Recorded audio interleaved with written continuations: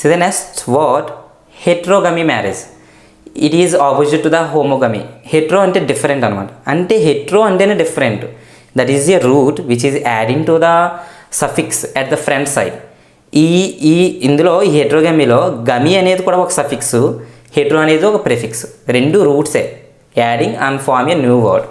So here heterogamy అంటే the two people, between the two people, marriage between the two people having different qualities.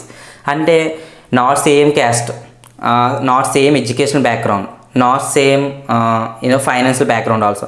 అంటే same caste కాదు, ఇద్దరు ఒకలా చదువుకోలేదు, అలాగని సేమ్ డబ్బు ఉన్న వాళ్ళు కూడా కాదు. అంటే ఇవన్నీ సేమ్ ఉండవు, చాలా డిఫరెంట్గా ఉంటాయి, కానీ వాళ్ళిద్దరూ మ్యారేజ్ చేసుకుంటారు అనమాట. అలాంటి మ్యారేజ్ని మనం హెట్రోగమీ మ్యారేజెస్ అంటాం.